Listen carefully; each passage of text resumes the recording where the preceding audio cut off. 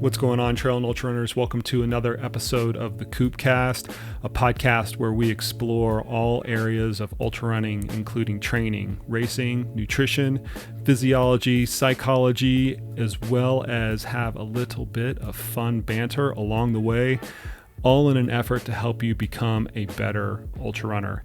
As always, I'm your host, Coach Jason Koop, and on this episode of the podcast, we have sports scientist Alan McCubbin out of Melbourne, Australia. Alan is a PhD as well as an accredited sports dietitian with a specialty in nutrition for endurance and ultra endurance sports. He's been a practitioner for over 15 years and founded his own online business, Next Level Nutrition, in 2010 and offers consultations to athletes via video conference. His clients have really included everyone from first-time marathoners to summer and winter Olympians alike, and he is also a consultant to Triathlon Australia's high-performance program. He has published a number of different research articles, including a case study on the 2016 Marathon des Sables and a recent position stand for Sports Dietitian Australia on nutrition for exercise and hot environments, which we reference in this podcast. He is also a lecturer and a researcher in sports nutrition at Monash University in Australia, where he completed his PhD studying the effects of dietary salt intake on sweat composition. And if you can't tell from that intro, this podcast is all about the heat. Summer is here. The heat is here, and with it comes the need for athletes to adapt to that heat with interventions that you can kind of take into your training practice and also things that you can do from a nutrition perspective. So have some fun, buckle up for this conversation. It was a fun one, and I guarantee you will leave the conversation with a little bit more knowledge about how to tackle the heat and also some really novel things that might actually emerge in the upcoming Tokyo 2021 Olympics. It's weird to actually say that 2021 because it's an odd number and not an even number. But in any case, without any further ado, here's my conversation with sports scientist Alan McCubbin.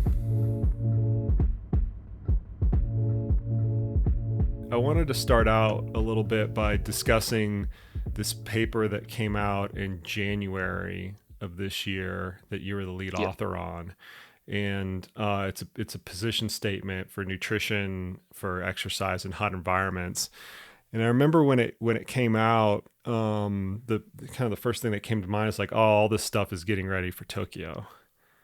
Yep. And there are a few other position types of stands that were coming out from various different entities, and I know the training center here in Colorado Springs was kind of ramping up their final protocols for their athletes across the board. And now that the summer games have been kind of delayed to 2021, I've been reaching out to people in the sports science industry just to say, okay, you put all of these things in place early on. You gathered all the information. Okay, this is what we're going to do. With this position paper kind of referencing a wide variety of sports, not just endurance sports, which we're primarily going to talk about, but it references a wide variety of sports. How do you view it now? It's obviously all still valid, but is it going to be something where you have to revisit next January? Maybe, but probably not. I think these things are usually a long time coming, whether it's a position statement or research. The turnaround time for academic research is fairly slow just because of the nature of getting ethics approvals, designing studies, getting funding, doing it, analyzing it, and then the peer review process. So, it's not like these studies get we go, oh, today let's do a study, and 3 months from now it's out and published.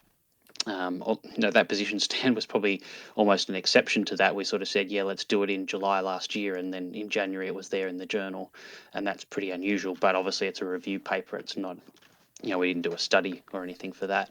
But I think, in terms of Tokyo, countries have been planning for this for, well, pretty much since it was announced that Tokyo would host it.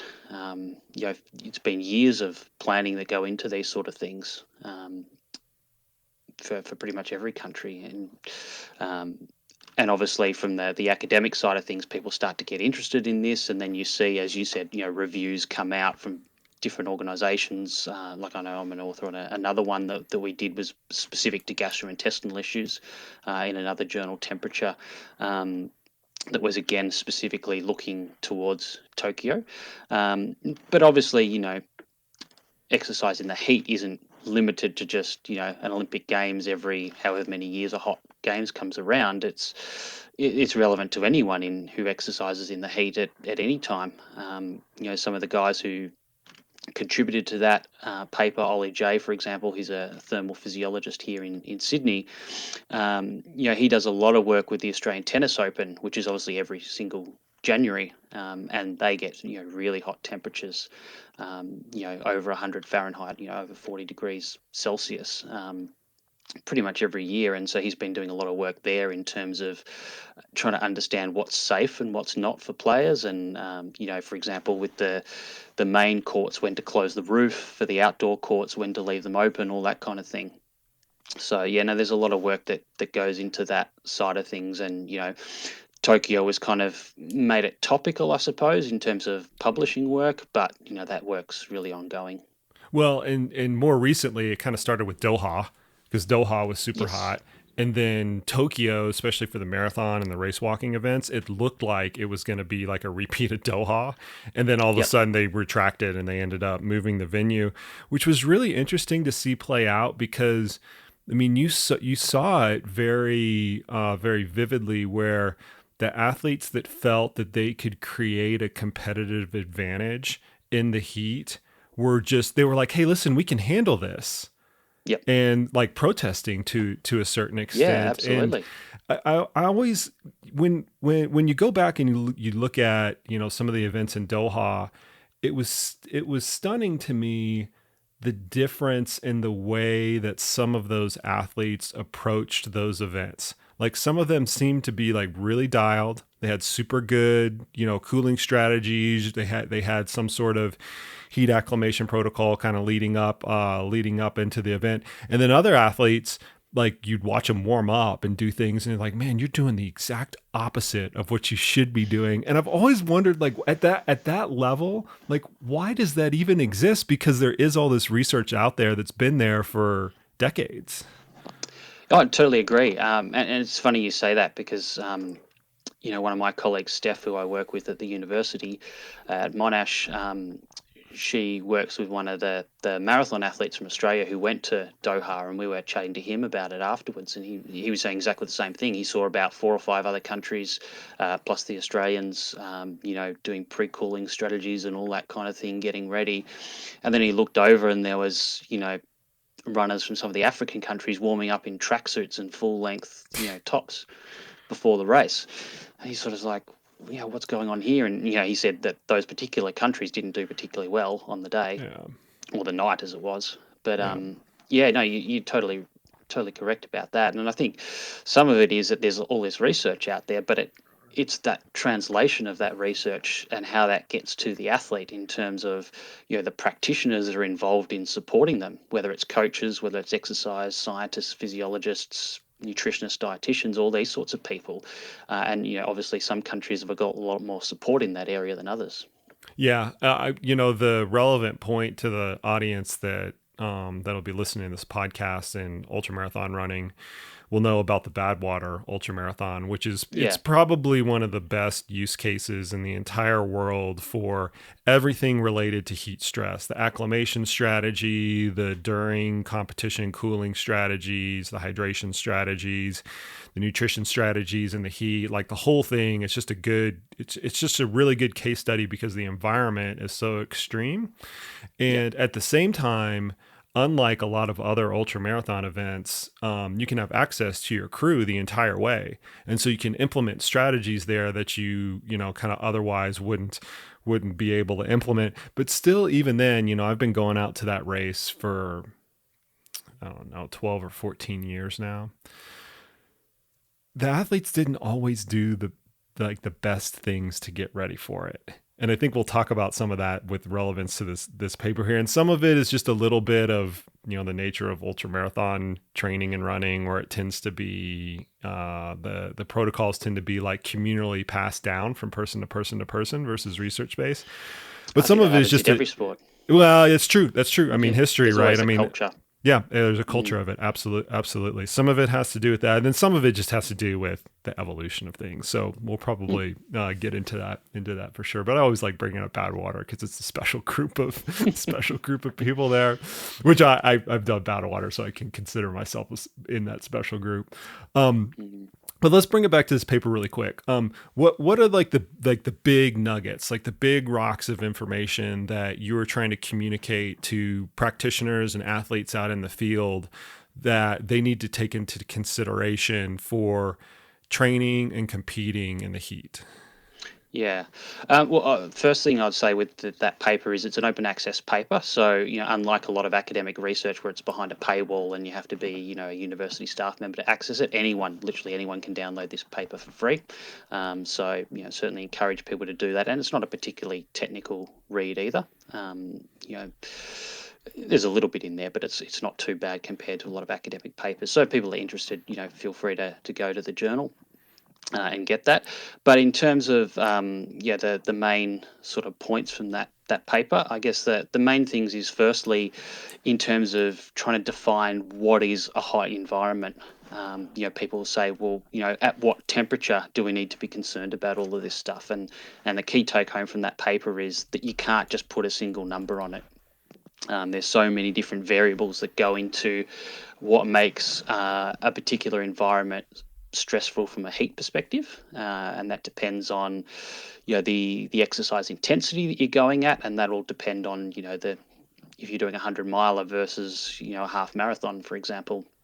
Obviously the intensity is completely different, so the amount of heat energy that your body's producing per minute or per hour is quite different as well. There's obviously the climate itself, and yes, temperature is part of that, but it's only one part of that picture. There's radiant heat, there's wind speed, there's humidity, so all of those factors sort of come into play as well. There's things like clothing and equipment, so like a multi-stage race where it's self-sufficient, you got to carry everything on your back. You got 2 big water bottles strapped to your chest. Obviously, the ability to lose heat to the environment is a bit compromised in that kind of scenario. So that's going to make things a little bit more challenging as well, compared to, a single stage race where, it's fully supported and you can just pretty much wear the same thing you would to do a training run if you wanted to. So yeah, all of these factors sort of come into play. And so, in the paper, we make the point that you can't just say, this is the cutoff. Beyond this, you need to start doing all of these strategies, and below that, they're not relevant because there's so many different factors that influence it. I think the second point is in terms of how to prepare, assuming that you know or expect that it's going to be a hot environment, and what are we going to do about that?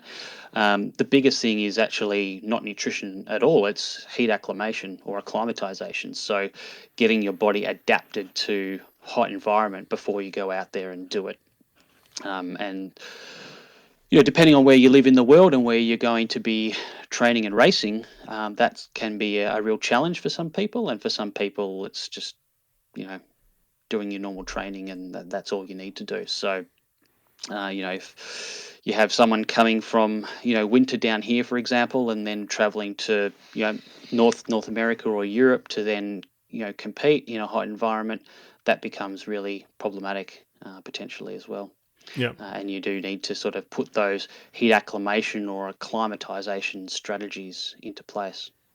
So let's start there and talk about those. I mentioned earlier the Badwater Ultramarathon is something that's kind of revered, and this was my kind of first coaching exposure to a lot of the heat acclimation and acclimatization types of protocols.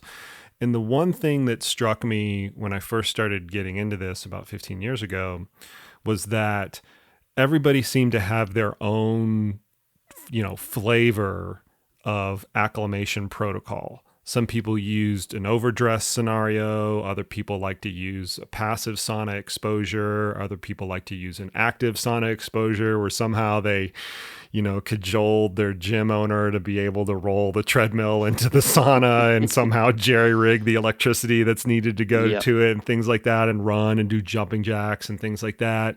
And there's, 100 different iterations and combinations, not only of how to create the heat itself, but also the intensity that they're trying to exercise at, or having passive exposure, the temperature, the length, the durations of the exposure, like all of those things. It struck me as there just was no real consistency to it, 15 or 18 years ago. But that slowly started to condense down, just in my observation with seeing athletes that have to prepare for the heat. And I think a big reason that started to pare down is because we just know a little bit better about what types of strategies are more efficacious than others, and what types of strategies impact training more than others. So why don't we kind of start there, and let's run through maybe like the heavy hitters of the acclimation and acclimatization protocols that we can use for the heat, and what some of the potential drawbacks might be of each of those. Yeah. So you're right, and I think it's sort of converged on kind of that. Some people go for that passive approach, some people go for the active approach. I think in terms of trying to get those adaptations happening in the body, what we're looking at is trying to get that core temperature up to probably about 38.5 to 39-ish, and for a sustained period of time, at least an hour, probably 90 minutes per day, consecutive days. For that full adaptation, you're looking at probably 10 to 14 days to get all of those physiological adaptations, because some of them happen quite early on in the acclimation process. Some of them take a bit longer to occur. So I guess that's one of the things, is that there is a sort of a duration component to that as well. And so I guess in terms of, different strategies that people have had over the years, whether they've worked or whether they haven't worked, has probably depended on whether they've actually got that body temperature up to that level and been able to sustain it for that period of time, to have that level of exposure per day. In terms of passive versus active, I think that's still reasonably debated in the scientific literature. I mean, acclimation's not my area of expertise, but from what I see, there's still not an absolute consensus on that in terms of this is the way it should be done. I know, with test events for Tokyo last year, different people went in with different strategies, and I know a lot of people went in with passive strategies and actually didn't feel that it worked very well for them, and they think in hindsight that they'll probably go for an active strategy next time. Well, the compromise has always been when you're using. So first off, let's kind of paint the picture of what a passive strategy versus an active strategy would be. So passive strategy would be you're either going into a sauna or you're going into a hot water immersion bath, and you're just sitting there. Nothing's going on. So the environment's heating you up, essentially. Right. The environment is what's responsible for reaching that critical temperature that you mentioned earlier, of which, and then the adaptations can kind of emanate from there. An active strategy would be using a combination of exercise and the environment in order to achieve that same type of thermal stress to which then the adaptations can occur. And kind of so I'm on the practitioner level, right? Not on the research level. And I know you blend both of those. The teeter-totter that I've always viewed this on is the passive strategies generally impact training less. And so if you have an athlete that you still need to make a lot of progress on the training front, passive strategies tend to be able to blend those two worlds a lot better, of where you can still have the athlete train hard, and then the acclimation strategy it still impacts your training, don't get me wrong, but just not as much. Yes. The active strategies, because you're compiling stress on stress, you're compiling the training stress with the thermal stress, that tends to impact training negatively more. And so you have to take more training off of the table. Is that the way that is that the way that you're kind of viewing the passive versus the active strategies as well? Yeah, and I guess with the active strategy, obviously to get your body temperature up to a certain level, you got to do one of two things. You've either got to get the environment hotter and hotter to do less work, or you've got to do more work because the environment's not quite as hot. So the hotter you make the environment, the less work you're going to have to do in that training to achieve that body temperature. But oftentimes there's only so much you can heat a room or whatever it is that your environment that you're exercising in. So that's not always possible. And so, as you said, you need to increase the exercise intensity to be able to do that. But then when you're doing that in the heat, there's, the element of that in terms of fatigue and being able to cope with, whatever training load. And is that sort of fitting with ideally what you want in terms of your training schedule at that point in time? The other thing that's, I think, getting a bit more traction at the moment is kind of an active passive protocol. So people doing an exercise, a training session, and then going into the sauna immediately after the training session to try and, so the training session wouldn't necessarily be done in a hot environment. It might be, but it's going to get the body temperature up just because of the fact that you're exercising. And then you're going to extend the period of time that you're exposed to heat by then going immediately into the sauna afterwards. And that's the protocol that personally I lean on the most. And that a lot of our coaches lean on the most, is where we have an athlete, they go out and they do a normal endurance session, 1 to 2 hours, something like that. It's in a normal environment. They don't have to over contrive, anything. And then they get within, 10 or 15 minutes of finishing that session right into a sauna exposure for 30 to 40 minutes. They don't need to do it for as long. As you were mentioning earlier, because their core temperature is already elevated from the from the exercise. And I've always felt that blends the best of all of those worlds in terms of not being able to compromise the training, and then also minimizing the negative effect that the heat exposure actually has to have, so you interrupt training as little as possible. Yeah. The downside to that, especially when the competition is in really hot environments, and this is probably what's related to some of the athletes that had this feedback during the test events that you mentioned, is that there's still a kinesthetic learning that goes on when you're exercising and you're working out hard and you're competing in a hot environment. You can make all the physiological adaptations that you want to, but the athlete still has to learn and kinesthetically feel out what that hot environment is. And we see that a lot going back to Badwater, right? Where a lot of the athletes, they try to use, and I laugh because it's just a hilarious situation to me. They use all of these completely over-contrived mechanisms of heat acclimations where they're running in a sauna in a rain suit. They're just compiling if one strategy is good, all three at the same time is the best. But it's the same with protein, isn't it? Well, exactly. Yeah, that's another rabbit hole that we can go down. But part of me appreciates that, because they're trying to do whatever they can to experience the environment. They might not be doing that in that vein. They might think that they're getting the physiological adaptation, but really, I think the biggest thing that's going on is their body is getting some, even though the environment isn't completely compatible because all the humidity, but they're getting some semblance of how it actually feels to exercise when your core temperature is that high or when the environment is that hot. Totally agree. And particularly for ultra endurance exercise, we can talk about all the physiology we want and the physiological limits on performance, but when you're doing a 100-miler, there's so much of it is psychological, and that ability to tolerate discomfort. And if you don't know what that discomfort feels like and then you experience it, you're probably not going to tolerate it too well.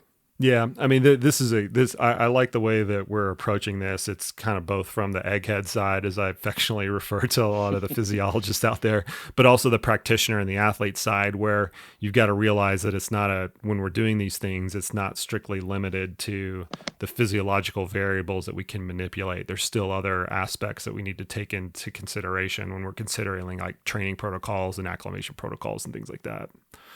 Yep, totally agree. Cool. Okay. So we got the goofy Badwater people out of the way, which I always really appreciate. So that's what we can do beforehand, is acclimate, right? Do something to acclimate. Seems like this active passive strategy from a bang for buck perspective is what's starting to emerge as the go-to with a lot of athletes. But at the same time, I think we'd be remiss not to mention that there still needs to be some sort of training and or test competitions in that type of environment, just for the athlete learning what it's like in those types of conditions. Yep. So now let's move to during like what you can do during training and during hot weather competitions to essentially stay cool. Once again, these kind of run the gamut. And I also want to talk about some of the more like emerging and novel strategies that we're likely to see in Tokyo 2021. It's so weird to say that because it's not an even number. It's not a leap year. It's going to No, screw everyone's calendars up. I know. So anyway, let's get back to the strategy. So what are the big during activity and during race strategies that athletes can use? Yeah, so I mean, I guess there's a few things. Obviously, the main mechanism we have to cool ourselves down during exercise is going to be through sweat loss and evaporation of sweat. So I think that's the important word there is evaporation. You can have all the sweat you want sitting on your skin surface, but if it's not evaporating, it's not cooling you down. And that's really an issue when you get into very humid environments that, you have all this sweat pouring out onto your skin, but because the environment is so humid, you don't evaporate nearly as much, and so you don't get the same cooling benefit. Whereas the flip side to that, if it's a very dry environment, and particularly if it's very windy, that helps evaporate that sweat off a lot more, and so you get a far more cooling effect. And I think everyone kind of just knows that from experience and common sense, really. So I guess from that perspective, obviously there's a hydration angle to that or aspect to that in terms of trying to replace that fluid loss.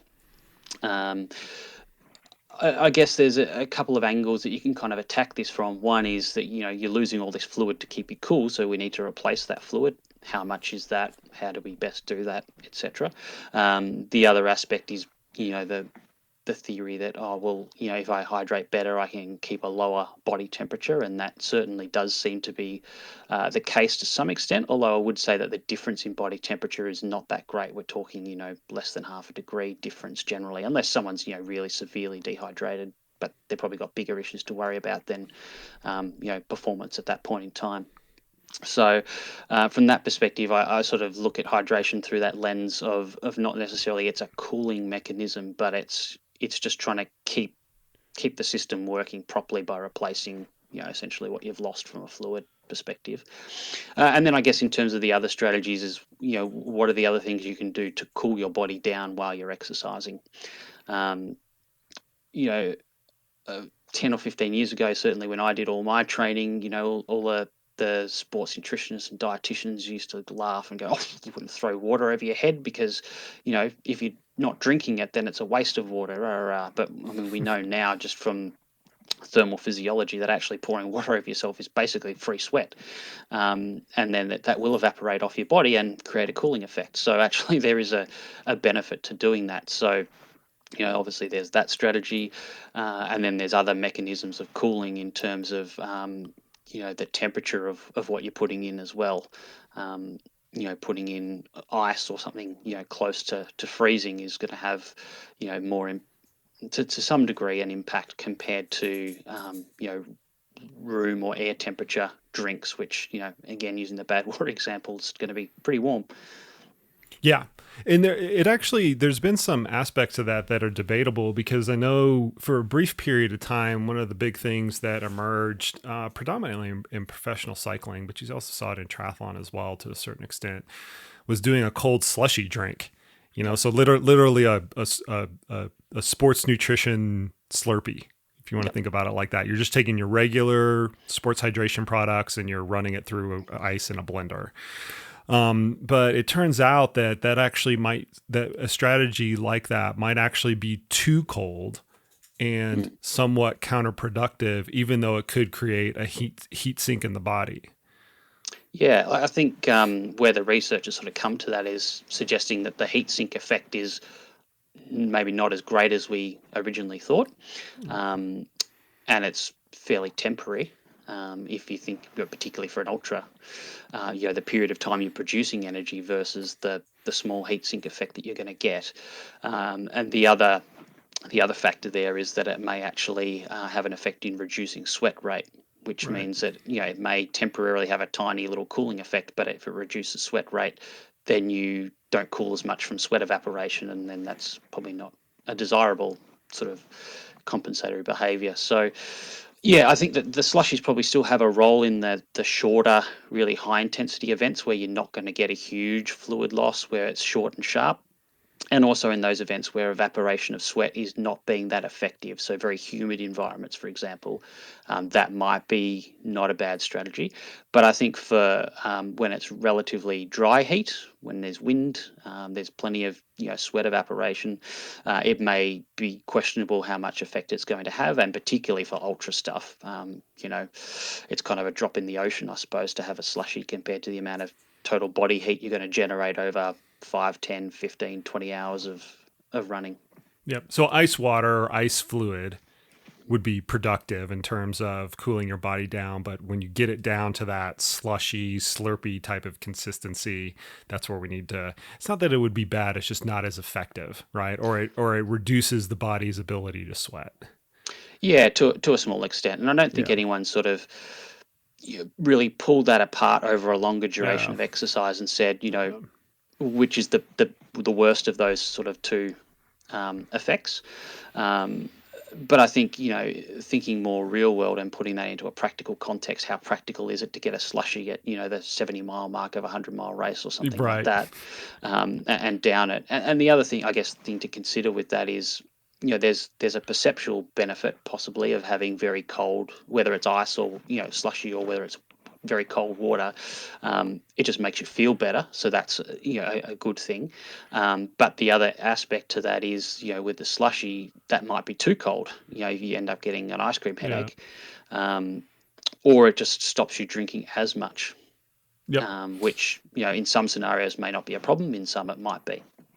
Yeah, and I think one of the emerging strategies that we will see in Tokyo is the use of menthol. Which I've always, when this started to emerge, I found this actually quite interesting because it takes advantage of this perception that you are actually cooler. But that's worth something. Absolutely. 100%. Like that perception is worth performance. And we see a lot of other areas in performance where your perception of something being better is what is going to create the effect. But this is a really clear area where you're literally tricking the body into thinking it's cooler. It's not actually reducing the thermal stress. Correct.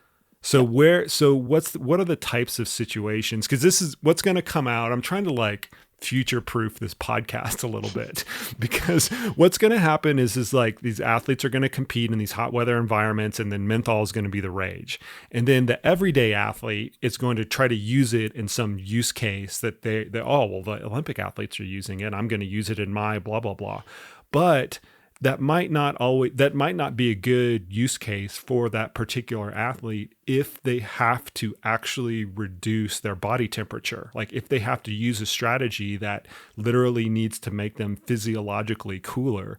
And so I'm trying to weed through that on the forefront of this, so that once all of this stuff starts to hit mainstream media, we're like, no. We've always realized that this is a trick. It's not it's not doing anything physiologically to make the athlete cooler. Am I understanding that correctly? That's the strategy going on? Yeah, absolutely. So menthol sort of activates receptors, whether that's in the skin or in the mouth and the gastrointestinal tract, that give you that sensation of coolness. But you're exactly right. It doesn't actually cool the body down. And so, there's a potential benefit there in terms of, tricking your brain into thinking you're cooler. So you push yourself a little bit harder. But the downside to that is, by pushing yourself harder, you're pushing your body temperature higher, and there is potential that you're pushing it dangerously higher, to the point where you start to get exertional heat illness, and all the consequences that go along with that. And that may be different in elite athletes versus recreational athletes as well. We know from some work when the road cycling world championships were in Qatar a few years ago, that some of those guys are able to push their core body temperature up to 41.5 degrees in the time trial. Now, most people would be in a hospital bed if they got to 41.5 degrees, but it seems that these guys, through repetition and training, are able to tolerate that, better than your average Joe off the street. And so it may be the case with menthol as well, that it could do more harm than good in some people, where, they end up pushing themselves harder because their brain's telling them they're not that hot. But in fact, they then push themselves to be too hot.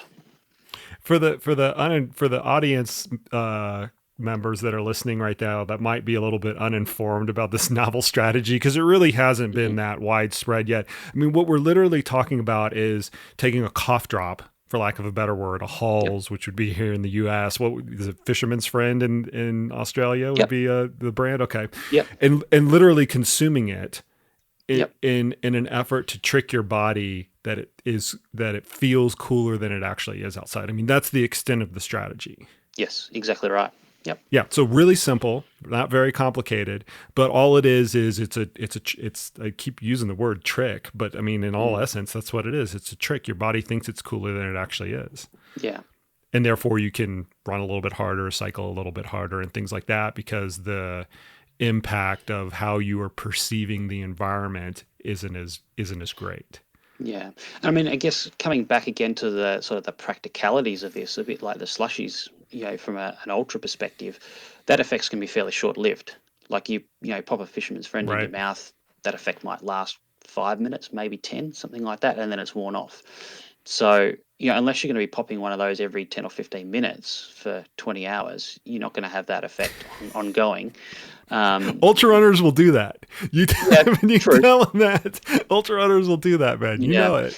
I guess the other thing to consider with ultra running in particular is that because the exercise intensity, like the relative exercise intensity, is a bit lower. You're not running at marathon pace or half marathon pace.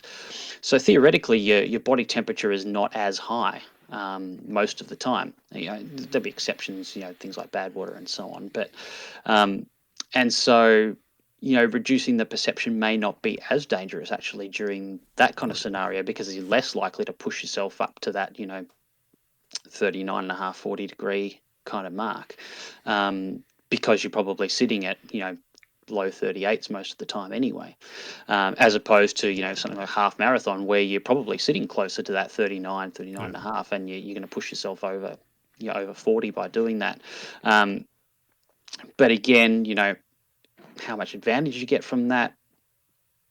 I mean, that's the hardest thing in ultra, is really any performance related strategy in ultra endurance sports. Is it's just so difficult to study, because you can't get people into a lab and go, right, just run 100 miles for me on a treadmill and we'll do it as a time trial, and you have to run it as fast as you can. Like, no one's going to do that. Yeah. And so it's hard to find research subjects to do that. Exactly. So there is literally no studies that do that. And so, most of the research that we have is extrapolated from usually studies of 2 to 3 hours of exercise. And then we sort of say, okay, well, it works for 3 hours of exercise, so it'll probably work for 10 plus.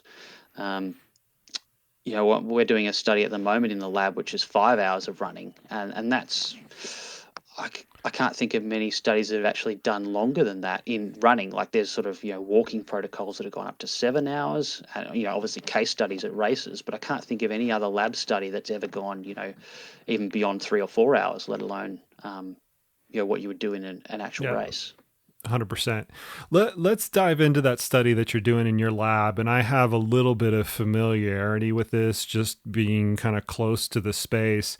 And I think this might help us unwind the next topic I want to talk about, which is the role of sodium in ultramarathon and ultra endurance events, which I know is really in your wheelhouse. So why don't you go, first off, just go explain like what you're trying to do in the lab. And then if you can maybe tease out some of the some of the results or some of the nuggets that you've learned so far, we can use that as a launch point to this next section. Yeah.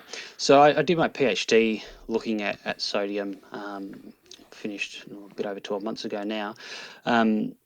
And what we were doing in the PhD was actually looking at the effect of how much sodium you consume in your day-to-day diet and how that affects how much you then lose in your sweat during exercise.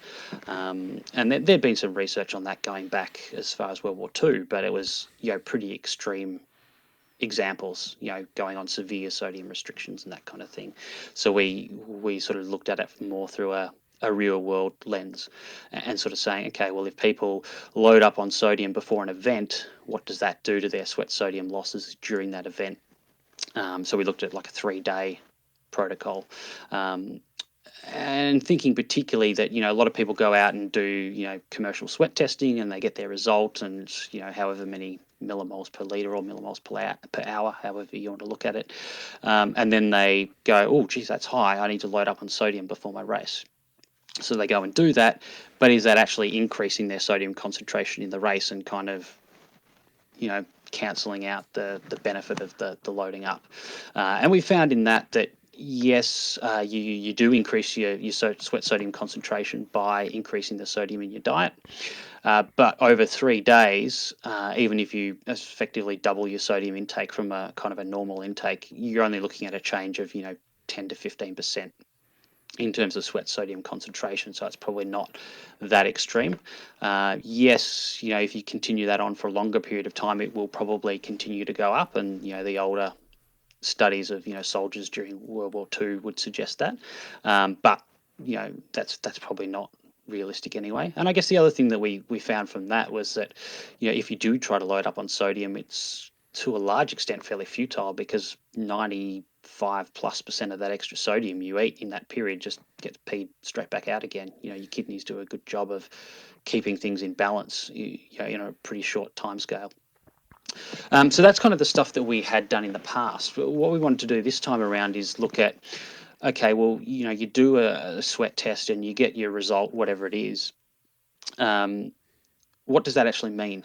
If you go and into a long duration exercise bout and you replace all of that sodium, what does it actually do compared to taking absolutely nothing? And so that's what we're doing at the moment. We're doing a 5-hour study. So they're running for 5 hours in 30 degrees Celsius on the treadmill. So it's a pretty sort of long and boring exercise bout, but they get to watch movies and listen to podcasts and things like that while they're running. So we try to keep them entertained so they don't refuse to come back for the second one. And then we basically give them the salt in capsules. So we sweat test them on a previous visit. We work out what their sweat sodium loss is, and then we give them capsules to replace that exact amount. So we individualize the sodium replacement to each individual. And as far as I can tell, no one has ever done that in an academic study. There's plenty of studies of sodium replacement looking at various parameters, but they've always just given an arbitrary amount rather than personalize the sodium replacement to the individual. And we thought that was really important because a lot of people are going out there and doing sweat testing, and it's being marketed on this need to personalize sodium replacement, but it's literally never been studied before. So that's sort of what we're doing. So yeah, we're halfway through that study. We hope to finish off the data collection last year, but we had a bunch of people. One broke a leg in training. No, at work. Sorry, he broke his leg at work. One rolled an ankle in training. One changed jobs. One moved interstate, and we went from having almost all our entire numbers that we needed to only having about half. So we thought, oh well, that's fine. We'll come back in 2020 and finish it, and then certain global pandemic hit, and then so we were meant to start that again in sort of early May, and we're still waiting to restart that. So whether we get it finished this year or we're going to have to go into another year, we're not really sure yet. So it's a bit of a long, slow, painful process at this stage. Which is a bit frustrating, but that happens. So let me try to encapsulate that a little bit. So what you did with the subjects from the onset is you had them do a sweat sodium test. Yep. So you're testing the concentration of the concentration of sodium in their sweat. Yep. Were you also determining what their sweat rate was going to be in the environment? So therefore you had a number of milligrams of sodium per hour that they were going to need to replace, and that's what you were doing. Yep. Now, how did you control for the fluid part of it? Were you also having them consume the requisite amount of fluid that they were losing, or were they just drinking water ad libitum? In the sweat test or the 5 hours? Yep. The 5 hours. Oh, so in the 5 hours, we're doing ad libitum fluid intake, because one of the things that we wanted to look at was when they take the sodium, does that make them drink more?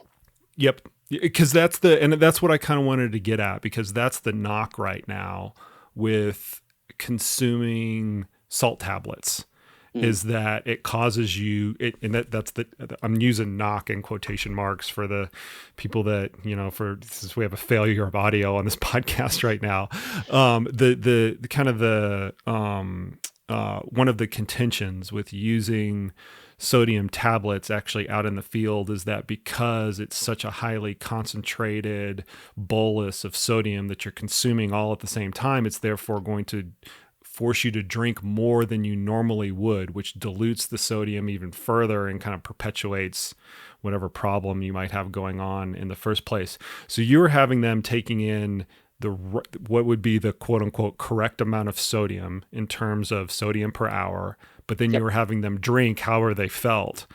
Is there, since the study might not come out for another 2 years based on what you just described with the pandemic, is there anything like from the early findings that you can tease out to us? Yeah, well, I mean, we're still blinded, so we don't know which one is which. Yeah. But what I can tell you is that they're not over drinking. Okay. On either trial, so we don't know which one's placebo, which one's salt, but we can tell you that in neither case are they over drinking at this stage. And so that's one of the things that has come out based on a couple of case studies from Western states, I think, where people ended up in hospital with hyponatremia, and then people went back and tried to put the puzzle together of what happened, and they took salt capsules or tablets or whatever it was in fairly large quantity, and then drank a lot of fluid. And so the conclusion, and again, it's only 2 case studies as far as I can tell. It's not a study of multiple participants. It's literally 2 people and piecing together the story from a hospital bed after they ended up there, is that, if you consume too much sodium, that makes you excessively thirsty. So you drink too much fluid and then you end up fluid overloaded with hyponatremia. Certainly in our 5-hour protocol, where we're feeding them sodium at literally 100% of their previously calculated losses, we're not seeing that. Now, maybe that happens if you go too crazy with the salt capsules and you end up replacing, double what you're losing, maybe, I don't know.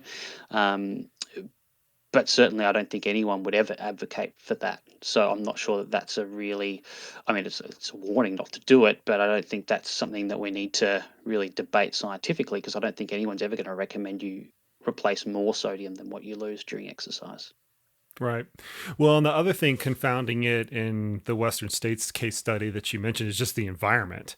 And hot, dry, dusty environment over hours and hours and hours is going to completely screw your thirst mechanism and your capability of being able to perceive how actually thirsty you are, just because of the damage that's going on. You're breathing in all this hot air the entire time, and athletes that are out there thinking that they're thirsty, a lot of times what's going on is literally they've got damage going on at the roof of their mouth and their throats and things like that, just from choking on all the dust and whatever else is going on during the time. So it's hard to put the puzzle back together, I guess, to your earlier point, is when you're looking at these like retrospective studies of, okay, these athletes ended up in the hospital. How do they end up in the hospital? There's all these confounding variables for what happened over those 100 miles in this case.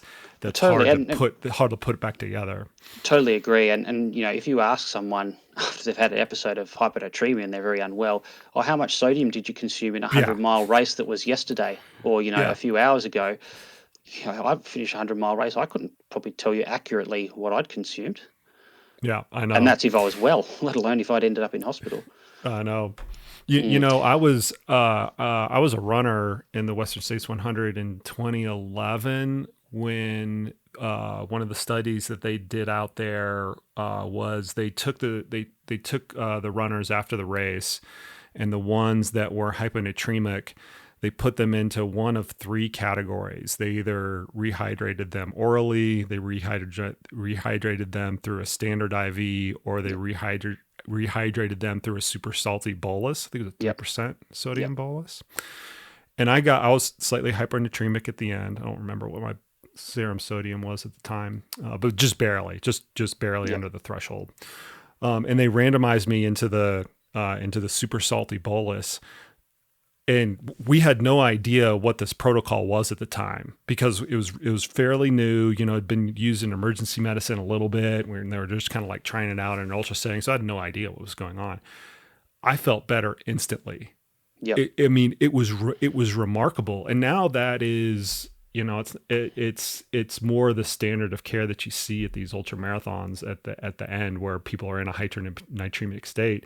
They don't put them on a sailing bag anymore. They just give them this bolus just to fix things as quickly as possible. It's been really cool to see that research emerge. Yep. So this is your world. How do ultra runners get it right? Like, because it's confounding, right? Because you see the recommendations on the back of the salt tablets. Take 1 or 2 of these per hour. And then you go talk to somebody else. They're like, no, you need to get your electrolytes from fluid. And then you go to, some of Marty Hoffman's research, he's the former medical director at West States. Yeah, you don't need exogenous sodium at all. Yeah. And so athletes are getting these recommendations like left, right, and center that are apparently on the opposite sides of the spectrum. Like, how do they make sense of it and get it right? Yeah, it's a really good question. And it's probably, to be honest, the reason I got into this area in the first place, because it's, if you look through the sports nutrition guidelines, and this was going back, 5-10 years now, but you look through those guidelines and you look at carbohydrate, and there's, some numbers in there, this many grams per hour, or, grams per kilo, depending on which guidelines you look at.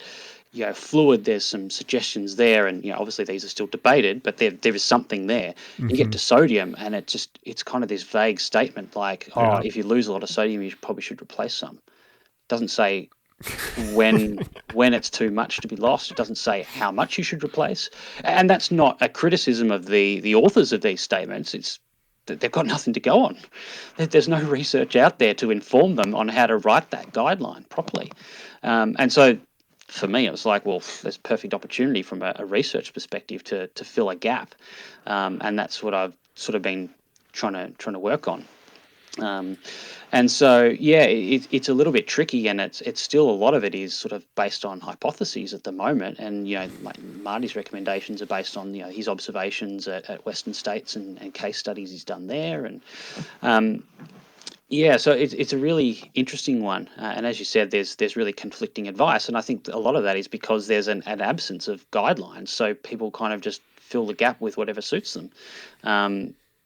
If you're in the business of selling electrolytes, you're going to fill the gap with that message. If you're in the game of preventing hyponatremia, you fill the gap with that message. And that's pretty much sort of, what's happened along the way, I think. In terms of, I guess, where my thinking's at with that at the moment, well, first of all, sweat testing. So trying to work out how much sodium you're actually losing. So obviously, I think most people are kind of aware that, the amount of sodium that you lose in your sweat, in milligrams per litre or millimoles per litre, so the concentration of sodium in your sweat is massively variable between people. So anything from as low as about 20 millimoles per litre up to as much as about 70 or 80 millimoles per litre. And this is over the whole body. If you put patches on to collect the sweat samples, which is probably the most commonly used sweat testing method, you may see much higher concentrations from the patch. And that's because certain sites of the body will have different concentrations of sodium in sweat. So you can't take, off the forearm or the forehead or whatever and say that's what's happening over the whole body. Thankfully, there are equations that you can use to estimate whole body sodium concentration from an individual patch site. So you use standardized ones, and that's what we do. Because a whole body sweat collection, you're basically exercising in what's a giant plastic bag, and then you've got to completely douse the person in either some sort of chemical or deionized water at the end of it. So if you're doing this in a lab and you want to do it with running, you pretty much have to short circuit your treadmill by dousing it in about 10 litres of water afterwards. And so those studies are done on pretty basic bike ergometers, because you can do that and you can cover it in water and it doesn't break the thing. And so you never see, these kind of studies done in running. So if you want to do running, you're pretty much stuck on doing the individual site collections. As I said, anywhere between sort of 20 to 80 millimoles per litre is kind of the standard concentration range that we see, and obviously that's a pretty big range. And then if you look at the total amount of sodium people are losing, as you said earlier, you've got to then multiply that out by the sweat rate. So then you measure the sweat rate, and again, that's highly variable. It's highly variable between people, but it's also highly variable, on any given day within the same person. So, and even in an event like an ultra, you could start the race at 6 or 7 o'clock in the morning, and it might be, not much above freezing. And then you get to the middle of the day and it's 100 Fahrenheit or, 38 degrees Celsius. And so, the sweat rate is going to change over the course of an event, just because, it's colder at the start of the day, it's hot in the middle of the day, and it gets colder again. And then, you're running overnight or whatever it is. And so, you can do this testing in the lab or in a training session, but a one-off test is only going to tell you what's specific to that condition that you did the test in at that time, because you can acclimate after that. Exactly right. That's the confounding thing. Yeah, totally. And it's going to completely change things again. And that's why I did the PhD, was that if you then load up on sodium, is that going to change it again? And the answer is yes, but not by that much. The suggestion is, even like with the sweat sodium concentration, that will probably vary up to 15% day to day, even if everything is identical. Wow. So if I do sweat test today, if I sweat test today and I come back in 2 days' time, no difference in heat acclimation, do it at exactly the same pace in the same climate-controlled chamber in a lab, still get a variance of up to about 15% in sweat sodium concentration. So I guess the way I talk to athletes about it is, okay, well, you might have gone and done a test and it might have said 50 millimoles per litre or whatever it is. And I kind of say, well, that's kind of a ballpark. Don't cling on to that number as that's my number, that's my target that I have to hit, because it's more of a range, and so I'd say it's almost kind of qualitative, in like I'm at the upper end, or I'm kind of in the middle, or I'm sort of down at the lower end, as opposed to I'm a 45 or I'm a 50 guy. And sweat rate itself is thought to vary up to 5 to 10% day to day under almost identical conditions. So it's always going to be pretty sort of qualitative in nature, and as we said, the conditions on the day are going to change as well. So you put all of that together. So someone goes out and does a sweat test. You might be 500 milligrams per hour or whatever it is, if you're working it out in milligrams per hour, and then you go ahead and aim to replace that during a race. And you might do that with fluid, with capsules, with tablets, whatever floats your boat, I suppose. I guess one of the things here then to consider is that if you have locked in a milligram per hour amount of sodium, but you're varying your fluid intake based on thirst, based on gastrointestinal comfort, based on availability of fluid, all of these sorts of things, you're replacing 100% of your sodium, but you may not be replacing 100% of your fluid. So if you're replacing 100% of your sodium loss, but only 60 or 70% of your fluid loss, essentially you're proportionally over replacing sodium relative to water, and so you're going to end up with hypernatremia, the opposite of hyponatremia, and that will reduce your sweat rate, pull fluid from your cells into the bloodstream to try and dilute that out again. And that's not a desirable outcome either. I mean, that's basically what happens with dehydration. So, I think sort of hypothetically where I'm getting to with this is that, in the past, people have sort of said, you do your sweat test and you make your recommendations based on the milligram per hour value, whatever that is. Whereas I'm starting to lean towards thinking, actually, no, we want to do it based on the millimole per litre value, the concentration in the sweat, rather than the total amount that we lose. And therefore, if we do that, we can allow the sodium to go up and down proportionally as the amount of fluid we drink goes up and down as well. So if we drink 70% of our fluid, we replace 70% of our sodium. If we drink 90% of our fluid, we replace 90% of our sodium. And that should keep things, reasonably stable in terms of what's happening in the blood.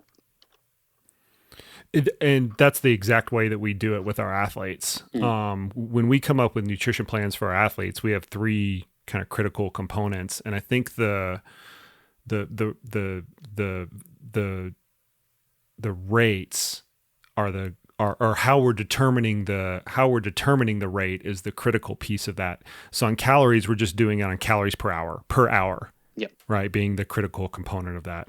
Fluid, we're doing it in terms of fluid per hour, 20 ounces per hour or whatever, based on a sweat test, not the sweat test that you were talking about, but go Sweat out rate. and exercise. Yeah, sweat rate. Go out and exercise for 2 hours in this environment. We know what your sweat rate is for that environment at that particular point in time. That's the second piece, the fluid, and it's fluid per hour. And the next piece is sodium per unit of fluid. Yes. And once we get those three components, then we can kind of toggle them up and down based on intensity and environment and things like that. But the key point of the key relative point in this discussion with the sodium is the sodium recommendations that we're making are in terms of amount of sodium per unit of fluid volume, not in terms of per unit time. And to your point, if you kind of slightly overshoot your amount of fluid, it's not as big of a consequence because you're taking in the requisite sodium. Yes. Same thing on the other side. If you're slightly dehydrated, right, you're slightly undershooting your amount of fluid intake because the sodium intake is paired with that. You're not compounding that error with additional sodium intake or less than sodium intake or anything like that. Now, those three things are really easy to say, but hard to execute because of the dynamic nature of the environment that the athlete can be in. Totally. And I think that also comes down to how you're going to consume your sodium during exercise. Right. It's easy to say, okay, well, we're targeting, 50 millimole per liter, let's say, just as an example.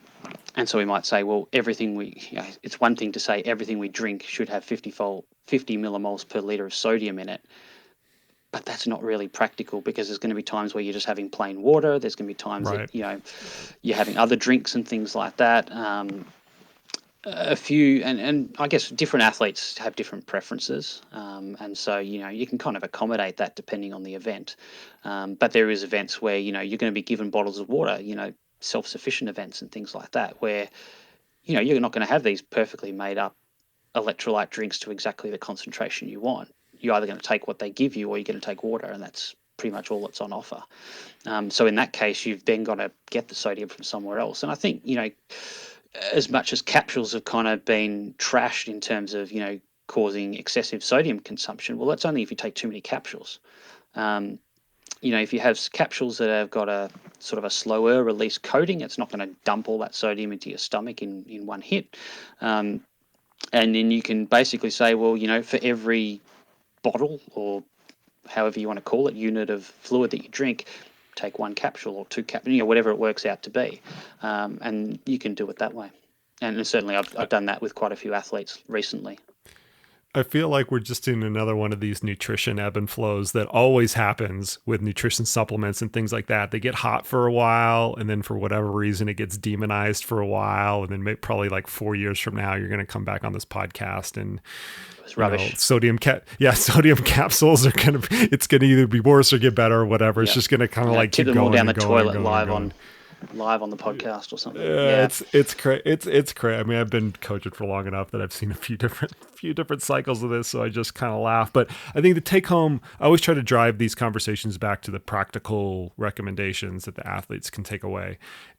I think in terms of sodium, which we were just talking about, we need to think about it in terms of the amount of sodium per unit of fluid volume that we're taking in, and sodium from all sources, as you mentioned. Yes. Taking a capsule, and even sports nutrition products like gels and the chewables, they're going to have sodium in it as well as the sports nutrition products, the drinks and things like that, which we typically think of as being the primary vehicles for sodium delivery. Yeah, and I think in that setting, we're not aiming for perfection. We're not aiming for perfection because we know that the actual testing is not perfect in the first place. So we're working with a margin of error just in terms of the target we're aiming for.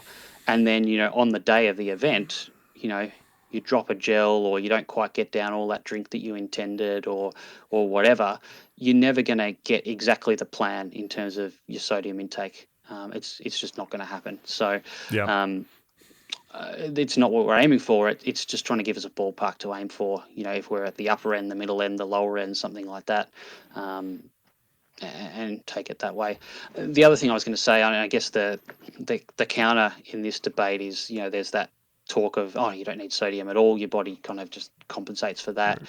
There's talk of, sodium stores, and yes, they do exist within our skin in particular. And we know that the skin is an area that actually buffers excess salt intake just in anyone, whether you're an athlete or not, and then sort of releases that back into the bloodstream, essentially as a sort of a buffering mechanism to a high salt meal, and then also gives the kidneys sort of a slow release of that sodium to get rid of it through the urine, so it's not trying to dump all that sodium in one hit.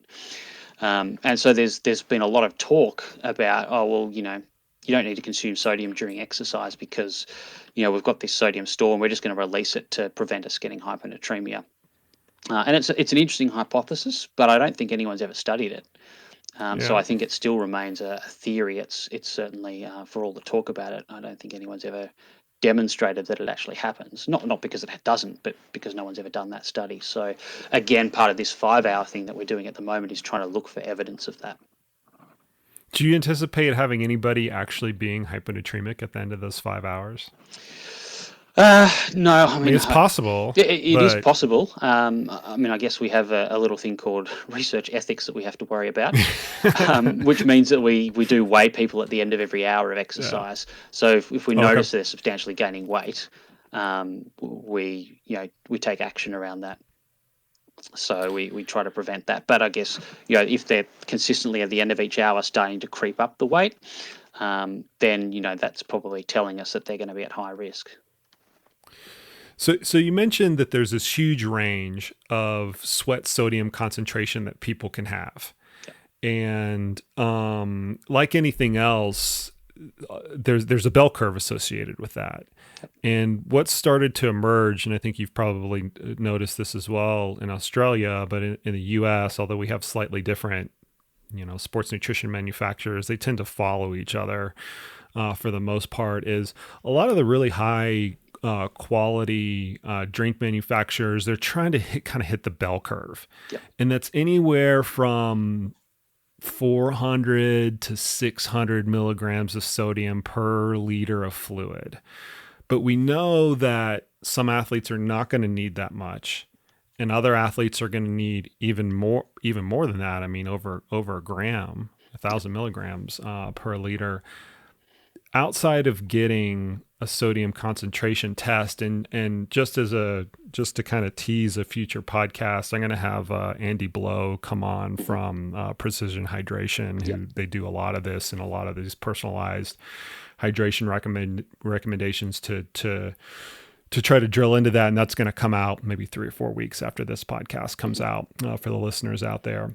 But in any case, how can athletes, outside of getting an official, sweat test done on them, figure out if they are on the lower end or the higher end of the range? And I'm going to bring out, one of the cheeky ultramarathon myths of the salty sweater, where you just have your training partners out there that they come back and they're just like caked in excess, sodium all kind of all over their clothes and all over their hat and things like that. But is there like a practical way of drilling that down outside of going and getting a sweat sodium test?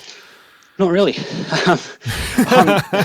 I got nothing. That's what you're saying. Yeah, that's the last piece of work left over from my PhD, which I was actually analysing last night. Is trying to look at the differences between people rather than within the same person, and trying to work out, are there factors that can predict what the sweat sodium concentration will be.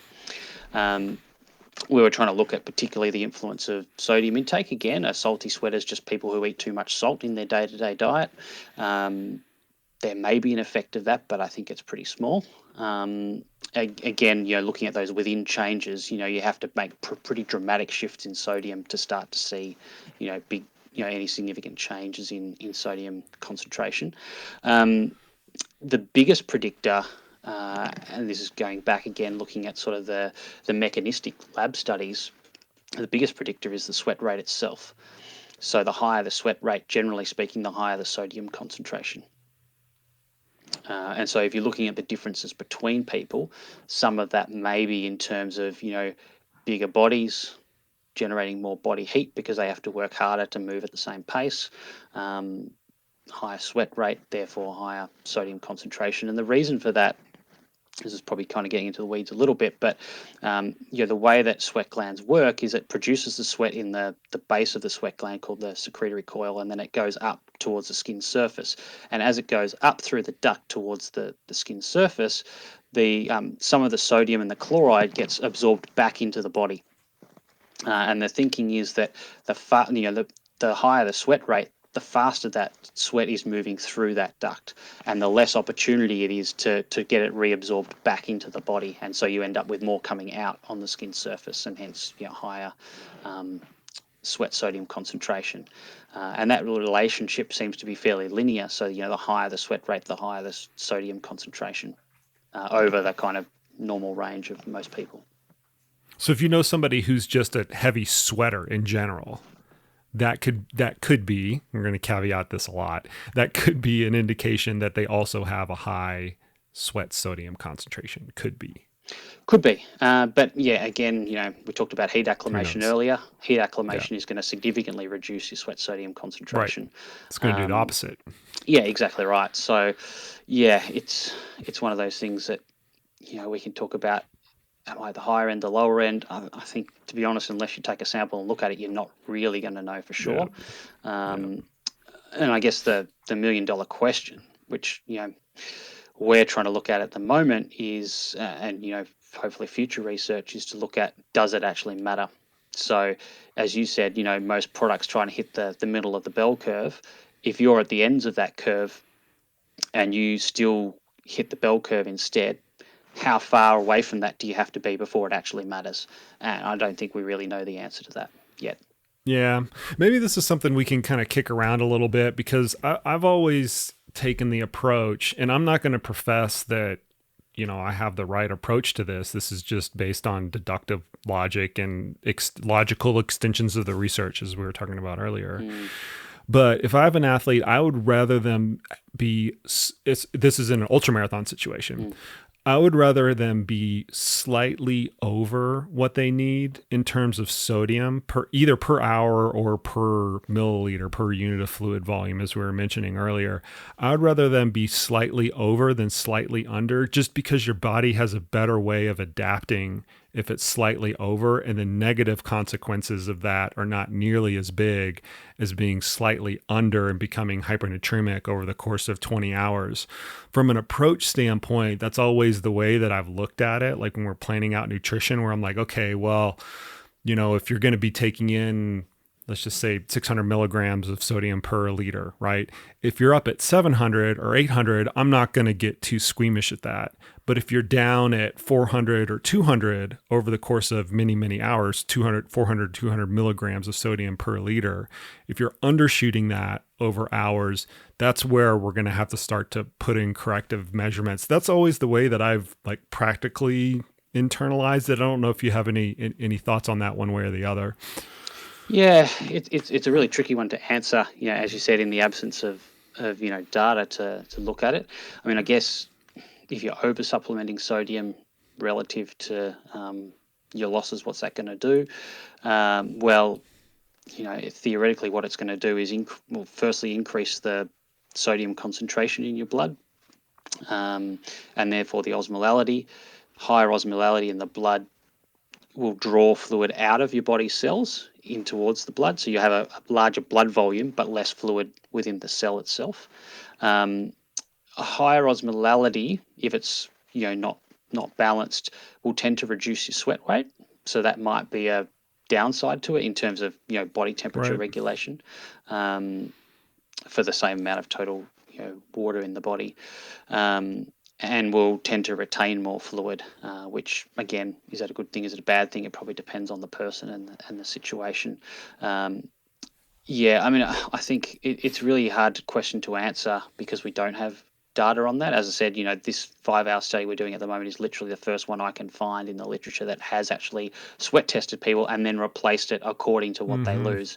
Everything else in the past has been just give them an arbitrary amount, which is probably too much for some people and not enough for others. So that goes to your point of sort of hitting the bell curve. It's probably a difficult question to answer, and but I think the consequences of not hitting around about that target theoretically should compound the longer the event goes. But again, our bodies are pretty amazing things, and they adapt to a lot. And who's to say we're not going to sort of adapt around that to a reasonable extent? I guess it just depends on how much. Yeah, and I've always considered the how much like plus or minus 15%. Yep. Like I don't really, all pun intended, I don't really sweat it if an athlete kind of comes back and says, I was under my target by 15% or over 15% here. Like I said, I don't really bat an eyelash one way or the other, because the body's going to compensate, and the measurements aren't really that precise. That's plus minus 15% anyway. Easily. Yeah, easily.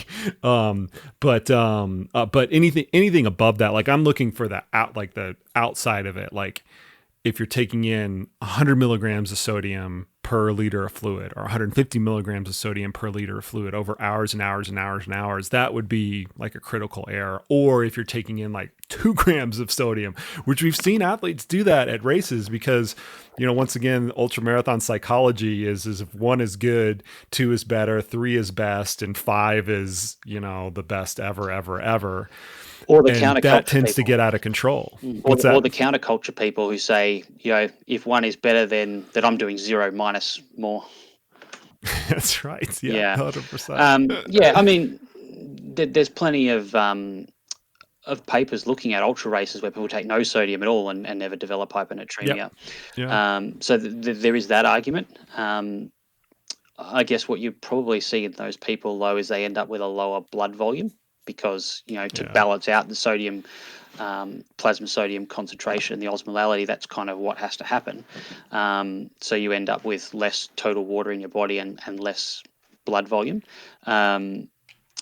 Obviously, if blood volume gets too low, that's obviously a major issue. But generally speaking, once blood volume drops, or plasma volume drops more than about 10%, your brain kicks into gear in terms of making you more thirsty and then taking on board more fluid as well.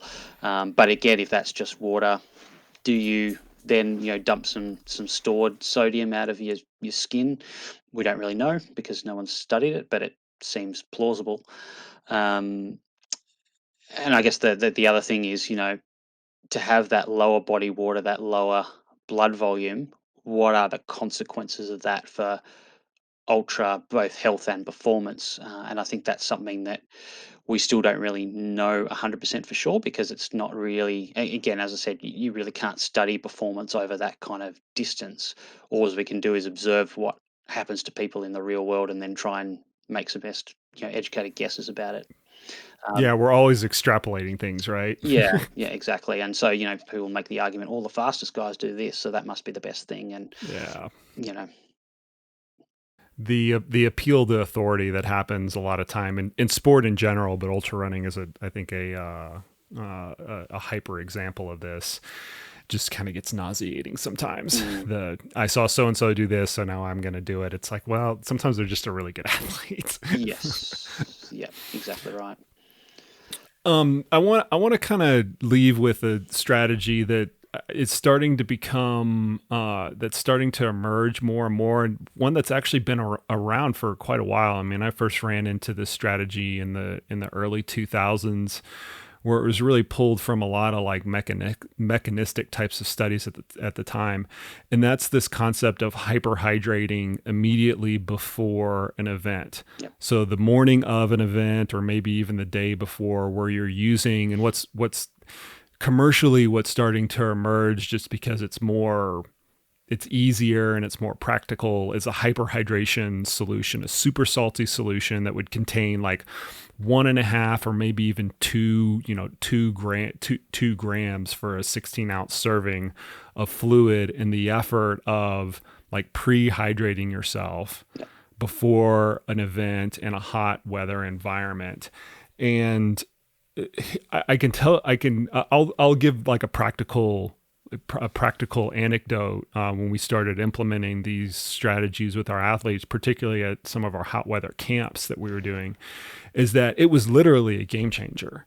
Like we had athletes that were going from completely melting down in the heat day after day during these training camps to absolutely thriving. And at the time, at the very first time we started implementing these types of hyperhydration strategies, there wasn't a lot of research on it. It was very much like mechanistic type of data, but we saw that the athletes would actually improve out in the field. And now they're starting to there has been started to emerge like at least some data in terms of what is actually going on with those athletes. So why don't we review like what we know about those strategies and if they could be solid ones and what we have to watch out for with those, because it can be a dangerous one with certain types of athletes. Yeah. So I think firstly, part of the reason why there was sort of a gap in research is that the main ingredient that was used, or the main product that was used for hyperhydration, was glycerol. And glycerol became banned by the World Anti-Doping Organization, off the top of my head, about 2010 or 11, because it was thought it could be used to mask banned substances. And that's since been reviewed, and they've realised, I'm not sure if it's because testing's improved or because they realise actually it's not doing that, but it's no longer banned. And so, research kind of really paused on that because people were like, well, what's the point of researching this to try and help people win Olympic gold medals if they can't take it anyway? So that's kind of resumed a little bit more recently. So glycerol is one of the ways to do it. Sodium loading is the other one that's commonly used. And basically, to be clear, before we go on, somebody accuses me of doping athletes or something like that. The mechanism that we were using in our camps was the sodium version of this, not the glycerol. They're getting at the same answer. They're trying to do the same thing. Yes. But the vehicle that we were using for the hyperhydration in our setting was strictly the sodium one. At no point was it the glycerol one. Part of because of the complications that you mentioned, because it went from not being banned to being banned and then not being banned again. Do you remember when they took it off the banned list? The most recent time, I think. Yeah, super recent. So anyway, continue with your story. I wanted to throw that caveat in there before somebody thought I was like, part of something nefarious going on. No, fair enough. So I mean, I guess the concept behind both glycerol and sodium is basically the same. It's to try and increase the osmolality in the blood and therefore retain more fluid. So osmolality, just to, I've mentioned a couple of times already, is basically this concept of how many molecules of stuff is in a certain fluid. So we talk about solute being the molecules, and then the fluid being water or whatever it is. In this case, it's the plasma in our blood or the serum. And so there's obviously different things that you can put into your body from ingesting it that will increase that osmolality. Sodium is probably the most common one. Glucose actually has a minor role in that as well, although it's pretty tightly regulated, so it's hard to really push that. And glycerol is another one. And so what happens is there's a couple of ways our body sort of regulates fluid in and out, and how hydrated we are, and when our kidneys kick into action and produce more urine, or they conserve and produce less urine. And the main one, or the most sensitive one of those, is osmolality. So when our body detects that osmolality is high, our plasma or our serum osmolality is high, we tend to retain fluid, so we don't pee out as much, and we tend to be more thirsty, so we want to drink more. And so if you can add more molecules of stuff into the blood, you'll retain more fluid in there to try and balance that osmolality out, because it wants to keep it within a pretty tight range. And so if you load up with sodium or load up with glycerol and get that into the blood and then take a lot of water with it, that water will be better retained and not peed out, compared to if you just took the water without the sodium or without the glycerol. So that's a basic concept behind how it works. So in terms of like sodium loading, for example, what you're trying to do, I guess, is drink a solution that has a sodium concentration that's as close to what's in the blood as possible, because that's going to maximize the retention of that fluid. But it's a trade-off between, maximizing the retention of the fluid and being able to actually stomach what you're drinking. Right. And so, most drinks that are sort of designed for this shoot a little bit below that. So the body's sort of sodium concentration is usually 135 to about 145 millimoles per liter. A lot of these solutions are sort of around the 130-ish mark, and I think that's simply because, well, one, they don't want to overdo it, but two, the higher in salt it goes, the less palatable it becomes, and you don't want to have something that you're going to then vomit up, or just people just refuse to drink it. So yeah, then that's sort of what happens with sodium. In terms of the period you load, it has to be a relatively short-term period, like 2 to 3 hours before exercise, because with sodium, for example, when we saw this in our 3-day one, is you can load for 3 days, but you're going to pee out most of that excess sodium and not retain it over that period anyway, because your kidneys are going to, after a few hours, just adjust and bring things back to where they were beforehand. So there's no point doing this, days beforehand. It's literally the few hours before you start.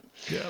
And so you're trying to increase that blood volume and therefore the total amount of water in your body. The theory being that if I'm going to be sweating a lot during exercise and I'm in a situation where it's not practical to replace all of that fluid, I can try and maintain hydration status better than if I'd not been hyperhydrated. All that, that's kind of the theory behind it.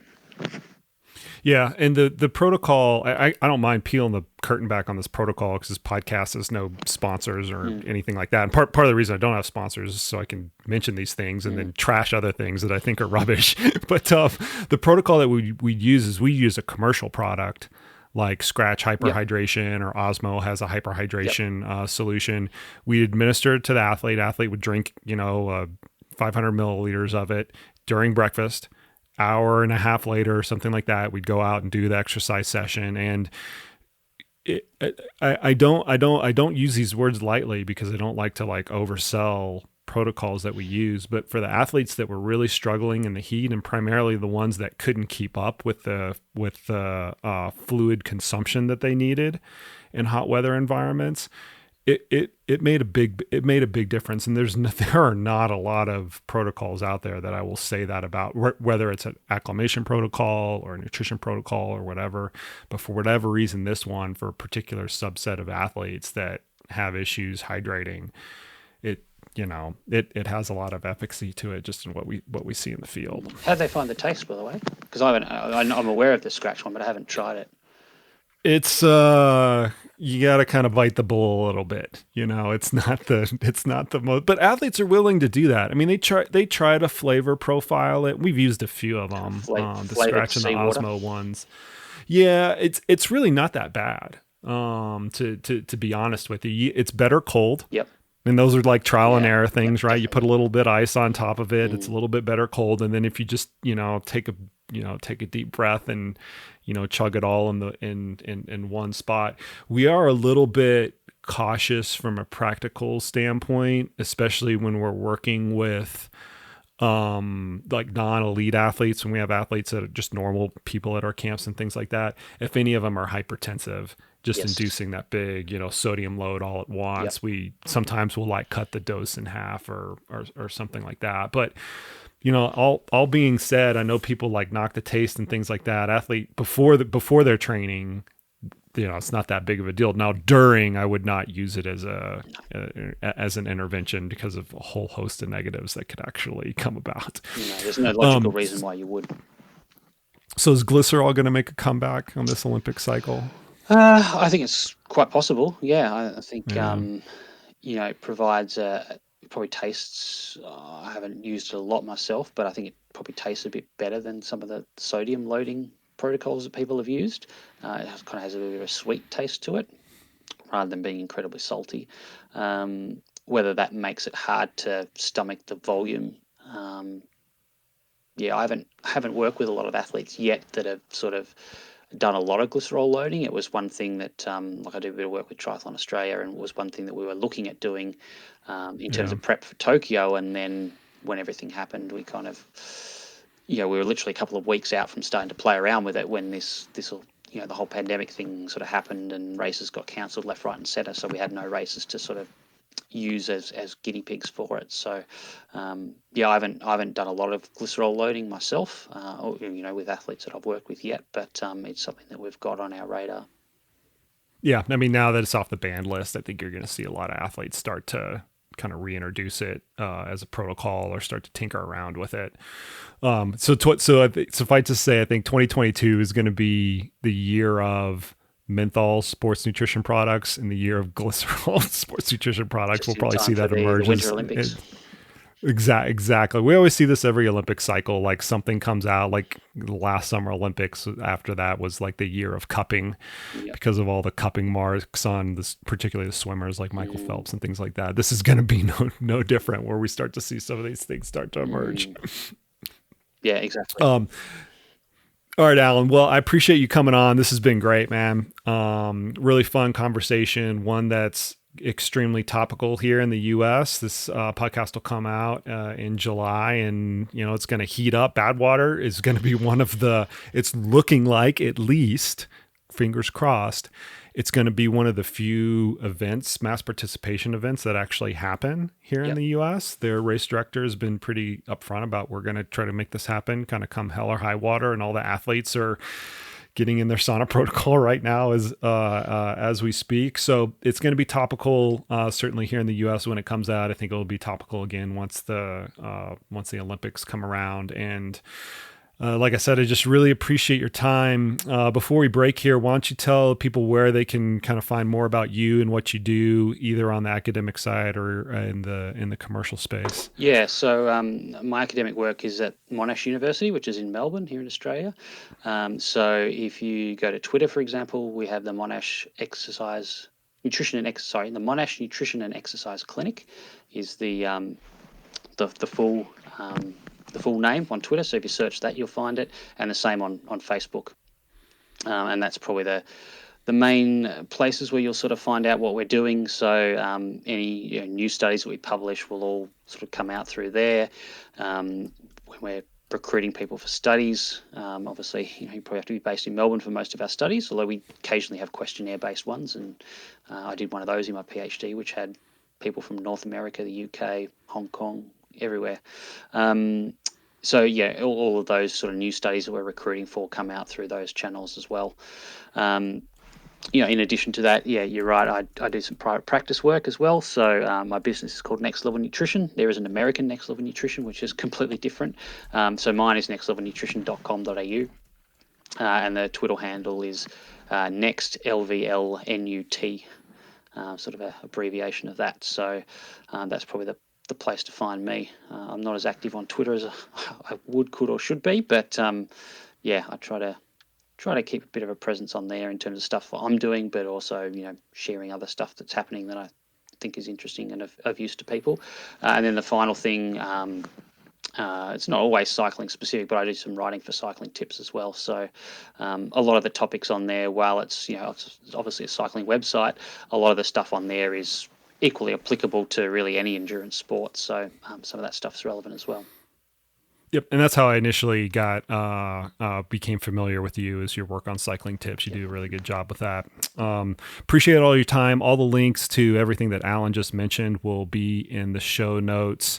And Alan, thanks again. We will cross paths at some point once Australia lets people in and out of the country. But until then, we'll have to keep having virtual conferences like this. No worries. Thanks very much. All right. Yeah, man.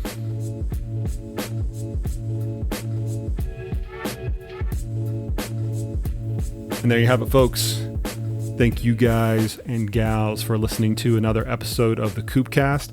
Hope this episode kept you cool, or in the future, it will help to keep you cool. Hope you learned something from it. If you have not had the opportunity, go on over to iTunes and subscribe to this podcast so you get new ones whenever they are dropped. I've been doing these once a week, every week, even through the pandemic, all in an effort to keep you all informed. Subscription is the best way to make sure that they land on whatever podcasting platform you prefer. Also, if you have not taken the time to do so, go ahead and give a rating or a review on iTunes. It helps the podcast out a lot. This podcast is ad-free, and it's always going to be ad-free, and I do that in an effort to give everybody listening the honest-to-God truth. Anytime you're listening to this podcast, you can be assured that there is nothing influencing it in the way of advertisements or sponsorships. So thank you to the listeners. Appreciate everybody listening today, and we will see you out on the trails.